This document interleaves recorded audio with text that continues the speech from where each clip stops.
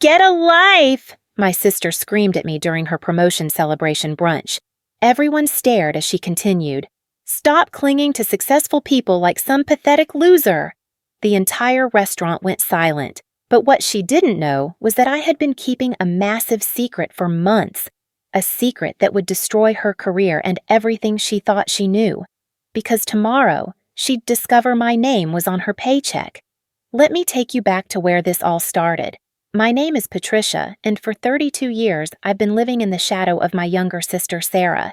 To everyone who knew us, Sarah was the golden child, the one with the MBA from Wharton, the corner office, the designer clothes, and the Instagram-perfect life. I was just Patricia, the quiet one who worked from home, wore thrift store clothes, and apparently had no ambition whatsoever. Our family dinners were like a weekly performance where Sarah starred as the success story and I played the cautionary tale. Patricia, you really should be more like your sister, Mom would say, cutting her prime rib with surgical precision. Sarah just got another promotion. Maybe you should consider getting a real job instead of whatever it is you do on that computer all day. Dad would nod along, his chest puffed with pride whenever Sarah talked about her latest achievement. My daughter, the marketing director. He'd tell anyone who'd listen. When people asked about me, the conversation quickly shifted to Sarah's accomplishments, as if I were some sort of family embarrassment they preferred not to discuss. The thing is, I did have a real job, a very real job actually. But I'd learned early on that sharing my successes only seemed to make Sarah more determined to outshine me. So I kept quiet, let her have the spotlight, and told myself it was easier this way. Family harmony was worth more than recognition, right? Sarah's apartment was a shrine to her achievements. Framed diplomas, awards, photos with important-looking people at corporate events. My small home office, where I spent most of my days, looked like organized chaos. Multiple monitors, stacks of papers, coffee cups that multiplied like rabbits. To any visitor, it would look like I was barely keeping my head above water. Sarah never missed an opportunity to comment on it. God, Patricia, how do you function in this mess? She'd say, wrinkling her nose as she stepped carefully around my workspace. No wonder you can't get your life together. Successful people have organized environments.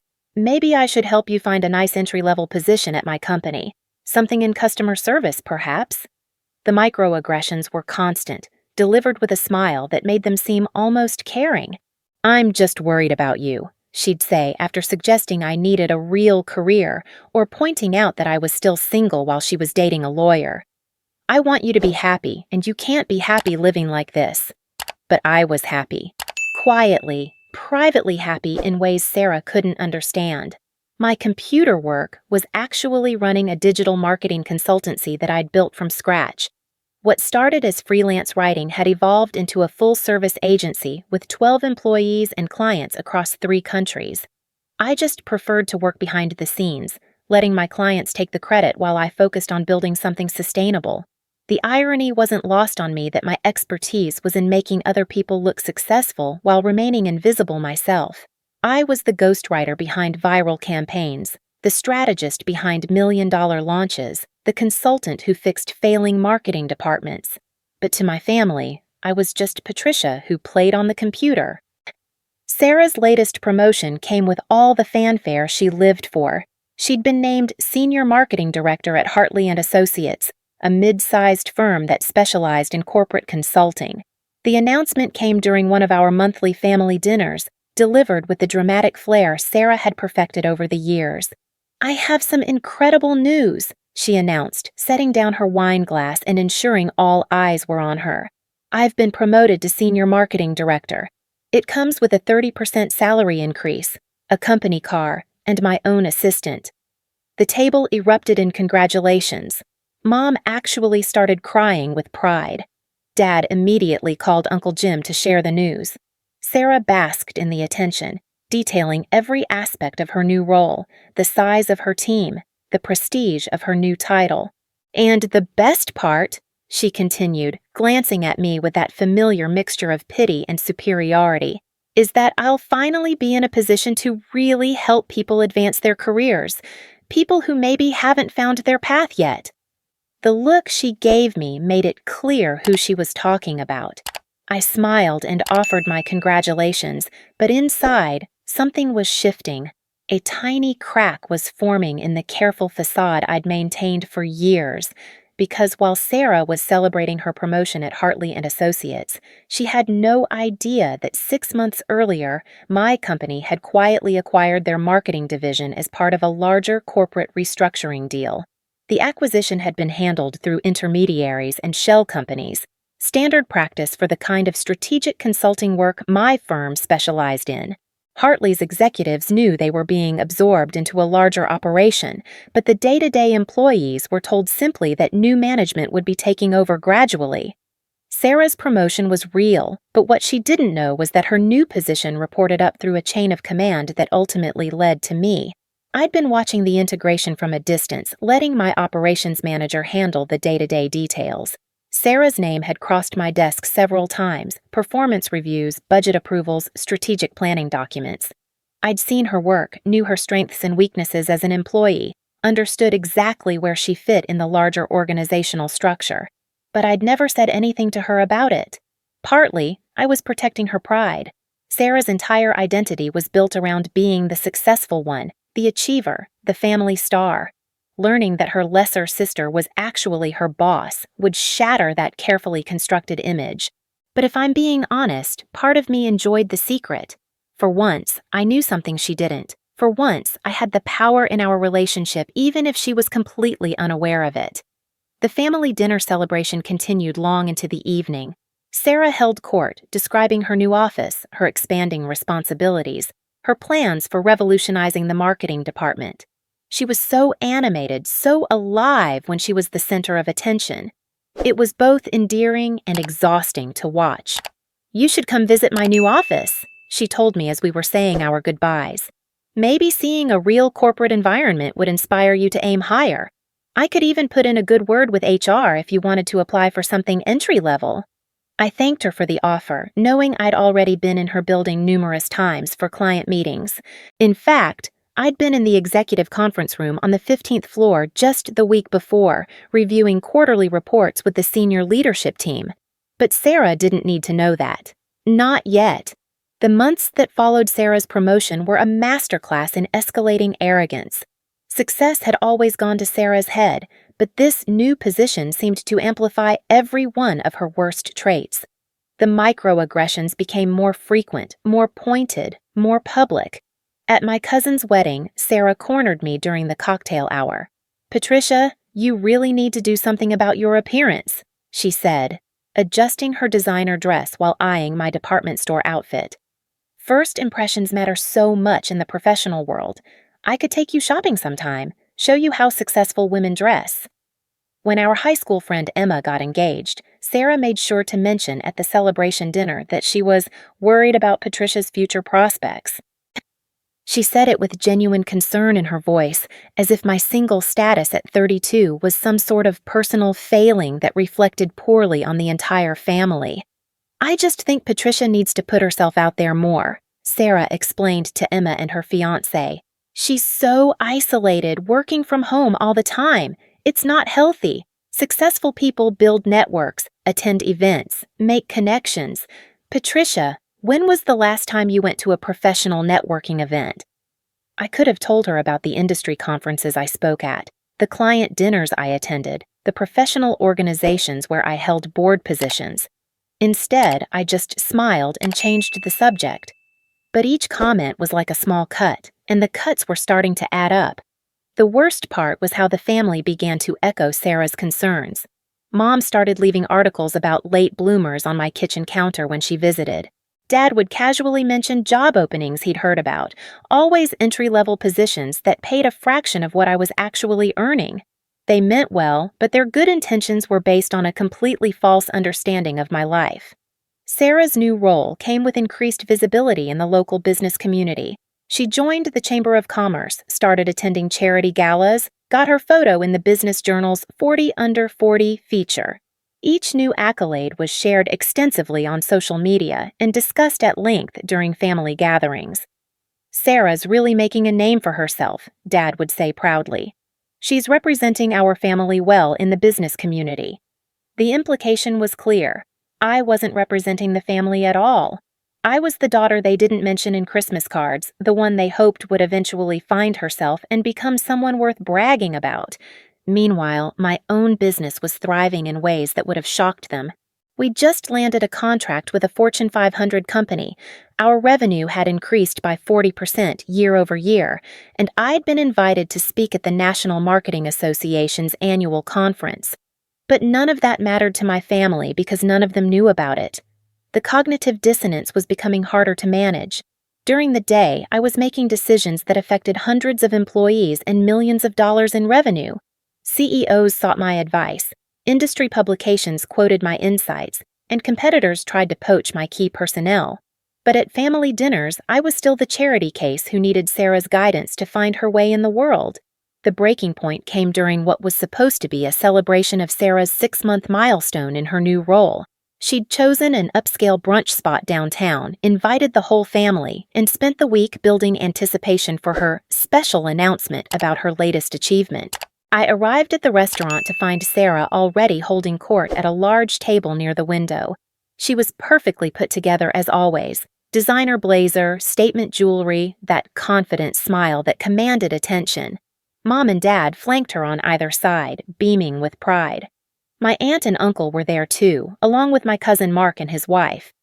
"Patricia," Sarah called out as I approached the table. "I was just telling everyone about my latest promotion. They've created a new position for me, Regional Marketing Strategy Director. I'll be overseeing marketing operations for 3 states now. More congratulations, more praise, more detailed descriptions of Sarah's expanding empire." I listened politely, smiled at the appropriate moments, and tried to ignore the familiar knot forming in my stomach. Sarah was in her element, basking in the attention and admiration that fueled her very existence. But something was different today. There was an edge to her confidence, a sharpness to her comments that felt more aggressive than usual. Maybe it was the mimosas, or maybe she was just feeling particularly secure in her position.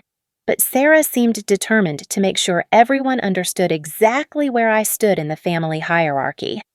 "You know," she said, turning to address the entire table while looking directly at me, "I've been thinking about Patricia's situation a lot lately. I'm really concerned about her lack of direction." The table went quiet. This wasn't the usual subtle dig or gentle suggestion. This felt different, more deliberate. "I mean, she's 32 years old and still doesn't have a real career," Sarah continued, her voice carrying just enough concern to mask the cruelty. "She sits at home all day, doing whatever it is she does on that computer. It's not sustainable, and honestly, it's not healthy." I felt every eye at the table shift to me. Mom and Dad looked uncomfortable but didn't intervene. They'd let Sarah take the lead on helping me for so long that they didn't know how to stop her now. "Sarah, maybe we could talk about this privately," I said quietly, hoping to diffuse the situation before it escalated further. But Sarah was just getting started. The success had gone to her head, and she seemed to view this family gathering as her own personal stage for demonstrating her superiority. "No, Patricia, this needs to be said. We're all family here, and family should be honest with each other." She leaned forward, her voice taking on the tone she probably used with underperforming employees. "You can't keep living in this fantasy world where whatever you're doing counts as a real job. You need to face reality, get professional help if necessary, and start building an actual career." The restaurant buzzed with conversation around us, but our table had fallen into an uncomfortable silence. I could feel the other diners glancing over, drawn by the tension in Sarah's voice. "I've actually been thinking," Sarah continued, clearly enjoying her role as the family truth-teller. "Maybe I could help you get an interview at my company. Something entry-level, obviously, but it would be a start. You could learn how real businesses operate, see what professional success actually looks like." She was offering me a job at my own company. The irony was so absurd it was almost funny. Almost. "That's very generous of you," I managed to say, my voice steady despite the rage building inside me. "It's what family does," Sarah replied with a magnanimous smile. "We help each other grow. And, Patricia, you really need to grow. You need to stop clinging to successful people and start building something for yourself. Clinging to successful people. The phrase hit me like a slap. After years of subtle digs and gentle corrections, Sarah had finally said what she really thought of me. In her mind, I was a pathetic hanger-on who lived vicariously through other people's achievements because I was incapable of creating any of my own. The worst part was that everyone at the table seemed to be nodding along. They all saw me the same way Sarah did, as the family failure who needed intervention, guidance, and possibly professional help to become a functioning adult. That's when something inside me snapped, not into pieces, but into place. Like a puzzle finally completing itself, I suddenly saw the entire situation with crystal clarity. For years, I'd been protecting Sarah's ego at the expense of my own dignity. I'd been enabling a family dynamic that cast me as the perpetual underachiever while she got to play the role of the successful savior. But I wasn't the underachiever. I wasn't the failure. I wasn't the one who needed saving. I was the one signing her paychecks. The realization hit me with such force that I actually laughed. A short, sharp sound that cut through Sarah's ongoing monologue about personal responsibility and professional development. "Did I say something funny?" Sarah asked, her perfect eyebrows drawing together in confusion. "No," I said, still smiling. "I was just thinking about something work-related." "Work-related?" Sarah's voice carried a note of skepticism. "Patricia, what exactly do you do all day? And please don't say consulting or digital marketing or some other vague term that doesn't actually mean anything." The entire table was staring at me now, waiting for my response. For the first time in years, I had everyone's complete attention. But instead of the usual anxiety that came with being the center of focus, I felt oddly calm. "You're right, Sarah," I said quietly. "I should be more specific about my work." And in that moment, surrounded by my family at an upscale brunch restaurant, watching my sister bask in her latest promotion, I made a decision that would change everything between us forever. Tomorrow, Sarah would go to work at Hartley & Associates, settle into her corner office, and start her day by checking her email. And somewhere in that morning routine, she would see something that would shatter every assumption she'd ever made about her pathetic, underachieving older sister, because tomorrow she would discover that the name at the top of her organizational chart, the signature on her promotion letter, and the final approval on her salary increase all belonged to the same person. They all belonged to me. But first, I needed to get through the rest of this brunch from hell. "You know what, Sarah?" I said, setting down my untouched mimosa and looking directly into her perfectly made-up eyes. "You're absolutely right. I should be more transparent about my work." Sarah leaned back in her chair, a satisfied smile spreading across her face. She thought she'd finally broken through my defenses, finally gotten me to admit what she'd always believed, that I was a fraud living a delusion. "I'm so glad you're finally ready to face reality," she said, reaching across the table to pat my hand like I was a child who'd finally learned to tie her shoes. "The first step is admitting you have a problem." I pulled my hand away gently. "Oh, I don't have a problem, Sarah, but I think you might." The smile faltered slightly. "What's that supposed to mean?" "It means that tomorrow morning you should probably read your emails very carefully, especially the ones from corporate." Before she could respond, I stood up from the table. The entire family was staring at me like I'd just announced I was joining the circus. "Patricia, where are you going?" Mom asked, her voice tinged with embarrassment. "Sarah was trying to help you." "I know, Mom, and I appreciate everyone's concern for my future, but I think you'll find that my future is already quite secure." I grabbed my purse and looked around the table one last time. These people had spent years treating me like their family charity case, their cautionary tale, their reminder of what happens when you don't apply yourself. Tomorrow, they would learn just how wrong they'd been. "Enjoy the rest of your celebration, Sarah. You've earned it." I walked out of that restaurant feeling lighter than I had in years. Not because I was planning some elaborate revenge. I wasn't. I was simply done pretending to be less than I was to protect someone else's feelings. If Sarah wanted to discover the truth about my life, she could do it the same way she did everything else, by accident and with maximum drama. The drive home gave me time to think about what would happen next. Sarah would go to work Monday morning, probably still riding high from her weekend celebration. She'd settle into her corner office, check her emails, and start her week as Regional Marketing Strategy Director, completely unaware that her entire department now reported through a subsidiary that I owned. I'd been letting my operations manager, David, handle most of the integration details. Sarah's name had crossed my desk several times over the past few months: budget approvals, strategic reviews, personnel evaluations. Her work was solid, nothing spectacular, but competent enough for her level. What she lacked in innovation, she made up for in confidence and presentation skills. She was exactly the kind of employee who thrived in middle management, smart enough to execute other people's strategies, charismatic enough to take credit for the results. The irony was delicious. For years, Sarah had positioned herself as the successful one, the one with the real job, the one who understood how business actually worked. Meanwhile, I'd been quietly building an empire that now employed her. She'd been working for me for 6 months without knowing it, taking orders from my lieutenants, implementing strategies my team had developed, celebrating promotions that I had ultimately approved. By the time I pulled into my driveway, I'd made my decision. I wasn't going to orchestrate some dramatic confrontation or public humiliation. I was simply going to stop hiding. If Sarah discovered the truth through normal business channels, so be it. If she figured out that her mysterious new corporate overlords were actually her supposedly unsuccessful sister, that was her journey to take. Monday morning came with the kind of crisp autumn air that makes everything feel possible.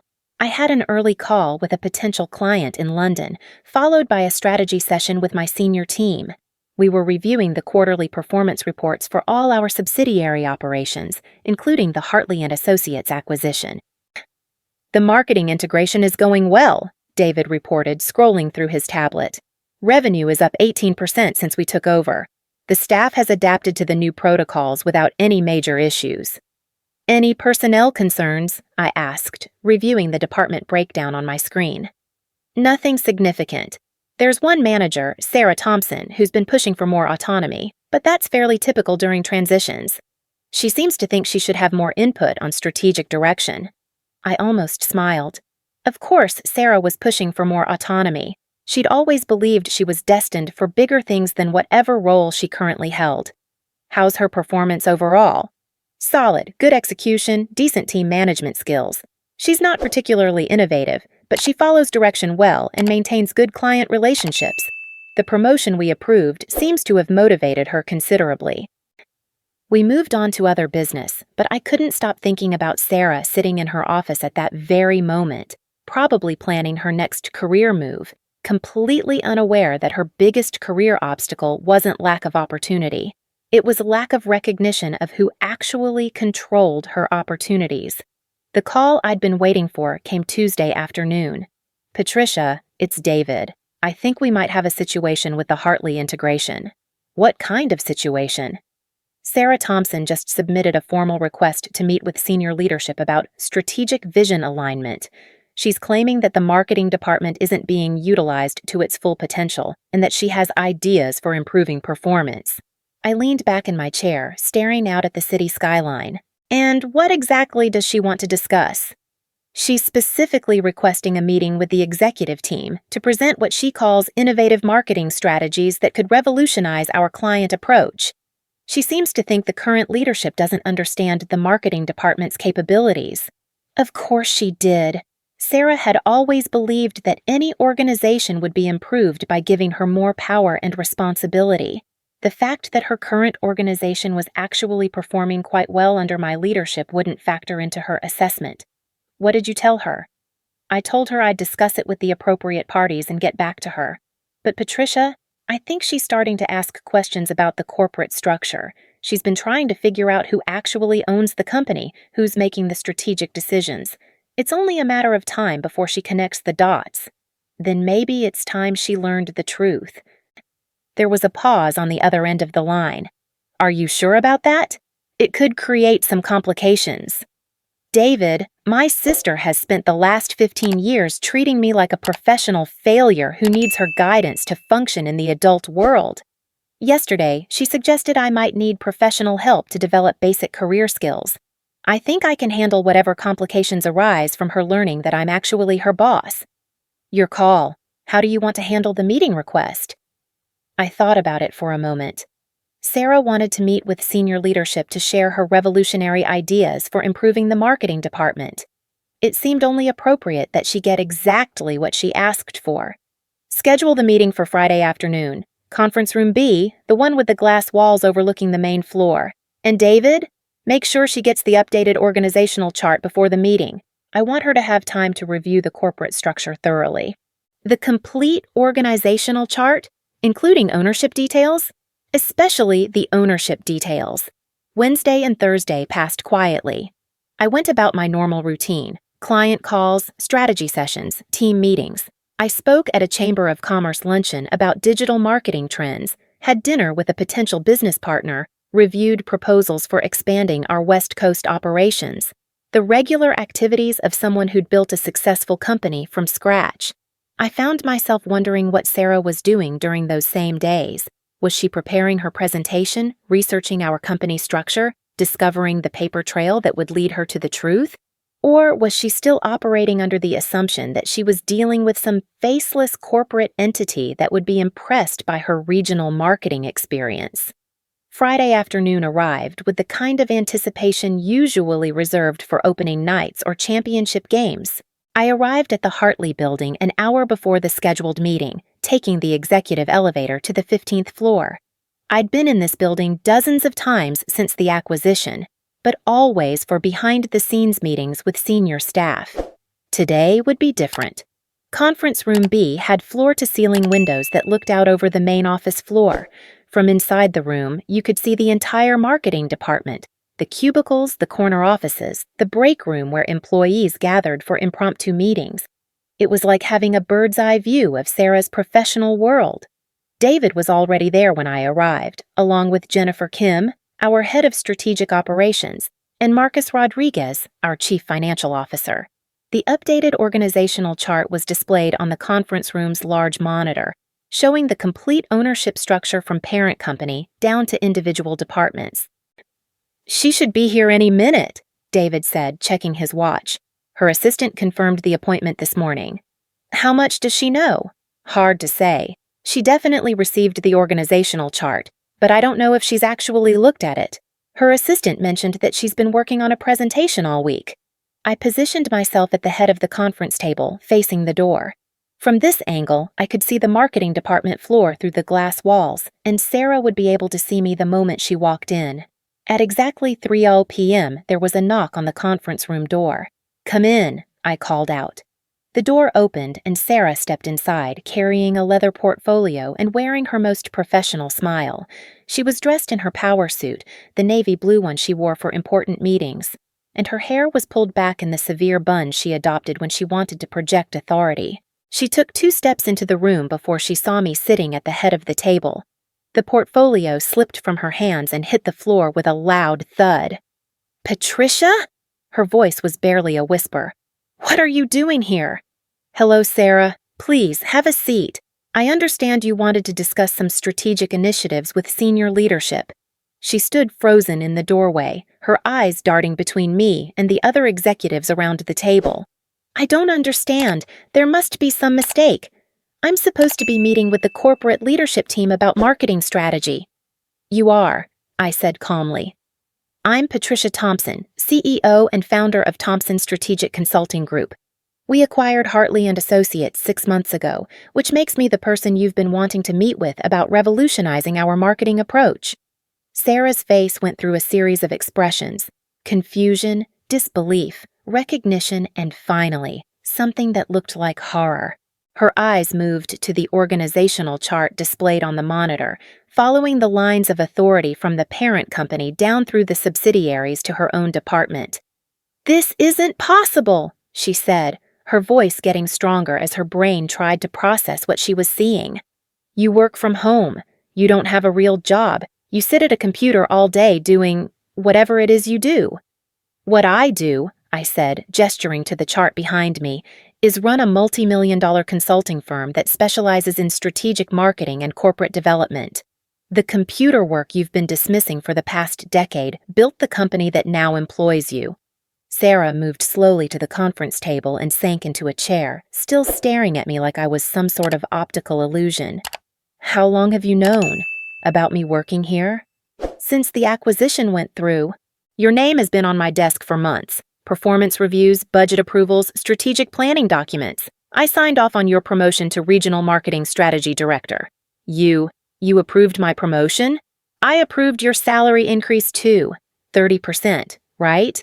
Plus the company car and the assistant. That was my decision. Sarah's professional composure was cracking like ice in spring. Why didn't you tell me? All this time you let me think. You let the family think? I let you think what you wanted to think. I never lied about my work, Sarah. You just never bothered to ask for specifics. But the family dinners, the advice about getting a real job, the suggestions about applying for entry-level positions. She trailed off as the full implications hit her. Oh my God, you let me offer you a job at your own company. That was pretty entertaining, I admitted. Though I have to say, suggesting I start in customer service was a nice touch. Very thoughtful of you to consider my skill level. Marcus cleared his throat. Should we reschedule this meeting? It seems like you two might need some time to work through this personal situation. No, I said, keeping my eyes on Sarah. Sarah requested this meeting to discuss strategic improvements to the marketing department. I'd like to hear what she has to say. Sarah looked around the table at the other executives, then back at me. You're serious? You want me to give my presentation? You said you had revolutionary ideas that could improve our client approach. I'm genuinely curious to hear them. For a moment, I thought she might run. Her face was pale and her hands were shaking slightly as she reached for her portfolio. But Sarah had never backed down from a challenge in her life, and she wasn't about to start now. Fine, she said, straightening her shoulders and switching into professional mode. If you want to hear my ideas, I'll give you my ideas. She stood up, pulled out her notes, and launched into a 20-minute presentation about integrated marketing strategies, client relationship optimization, and cross-platform campaign development. It was competent, well-researched, and thoroughly conventional. Every strategy she proposed was something we'd already implemented or considered and rejected as outdated. When she finished, the room was quiet for a moment. Thank you, I said finally. Those are some interesting thoughts. However, most of what you've suggested is already part of our current strategic framework, the integrated campaigns you mentioned. We've been running those for 2 years. The client relationship protocols, they're in the employee handbook you received when you were promoted. Sarah's face flushed red. Then why did you let me go through with this? Why didn't you stop me? Because you asked for this meeting. You said the marketing department wasn't being utilized to its full potential, that the current leadership didn't understand your capabilities. I wanted to give you the chance to demonstrate exactly what those capabilities were. She sank back into her chair, the fight going out of her. This is humiliating. No, Sarah, humiliating was what you did to me at brunch on Sunday. This is just business. The meeting ended with polite thank yous and promises to consider the feedback. Sarah gathered her materials in silence while the other executives filed out, leaving us alone in the conference room. How long have you been planning this? She asked when we were finally alone. I wasn't planning anything. You scheduled this meeting. You asked to speak with senior leadership. You wanted to know who was making the strategic decisions. I just gave you what you asked for. But keeping it secret all this time, letting me make a fool of myself with the family, watching me offer you career advice. She shook her head. That was cruel. Was it crueler than calling me a pathetic loser who clings to successful people? Was it crueler than suggesting I need professional help to develop basic life skills? Was it crueler than spending 15 years treating me like the family charity case? Sarah was quiet for a long moment, staring out the conference room windows at the marketing department below. I was trying to help you. I genuinely thought you needed guidance. Based on what? What did you actually know about my life, my work, my success? Did you ever ask me specifics about my business? Did you ever visit my office, meet my employees, review my client list? Or did you just assume that because I worked from home and didn't brag about my achievements, I must be failing? She couldn't answer because we both knew the truth. Sarah had created a narrative about my life that served her need to be the successful sister, and she'd never bothered to investigate whether that narrative was accurate. "What happens now?" she asked finally. "Now you go back to your office and continue doing your job. You're a decent marketing manager, Sarah. Not revolutionary, but competent. You'll be fine as long as you remember that this is a professional environment and I expect professional behavior." "And the family? Are you going to tell them?" I considered the question. Part of me wanted to call a family meeting and watch their faces as I explained that their charity case was actually more successful than any of them had ever imagined. But another part of me realized that proving my worth to people who'd never bothered to look for it wasn't actually the victory I'd thought it would be. "That's up to you," I said finally. "If you want to explain why your revolutionary marketing strategies weren't quite as revolutionary as you thought, that's your choice. If you want to keep pretending I'm an underachiever who needs your guidance, you're welcome to try. But Sarah, I'm done pretending to be less than I am to protect your ego." I stood up to leave, then turned back one more time. "Oh, and Sarah, your performance review is due next month. I'll be conducting it personally." Walking out of that conference room felt like stepping into a completely different life. For the first time in years, I didn't have to hide my success, minimize my achievements, or pretend to be struggling to make someone else feel better about themselves. The weight of that secret had been heavier than I'd realized. The elevator ride down to the parking garage gave me time to think about what would happen next. Sarah would have to decide whether to tell our family the truth or continue living with the knowledge that everything she'd believed about our relative success was backwards. Either way, the family dynamics that had defined us for decades were about to change dramatically. My phone buzzed with a text message as I reached my car. It was from Sarah. "I'm sorry, I never knew. Can we talk?" I stared at the message for a long moment, then typed back, "We can talk when you're ready to have a conversation between equals, not before." The drive home took me through the city center, past the Chamber of Commerce building where I'd spoken just days earlier, past the restaurant where our family celebrated Sarah's achievements, past all the places where I'd smiled politely while people underestimated me. Tomorrow, Sarah would have to face her colleagues knowing that her sister, the family failure, was actually the person signing their paychecks. She'd have to look at her corner office and her company car and her prestigious title with the knowledge that all of it existed because of decisions I'd made. But more than that, she'd have to confront the uncomfortable truth that she'd spent years offering career advice to someone whose career dwarfed her own. She'd have to acknowledge that her expertise in how business really works was laughably limited compared to someone who'd actually built a business from scratch. It wasn't the revenge I'd fantasized about during all those family dinners. It was something better. It was the truth, finally revealed, with all its messy complications and uncomfortable implications. Sarah would survive this. Her pride would take a beating, but she'd adapt. She always did. The question was whether she'd learn anything from it, whether she'd become the kind of person who asked questions before making assumptions, who looked for evidence before drawing conclusions about other people's lives. Only time would tell. But for me, the chapter of pretending to be less than I was had finally come to an end.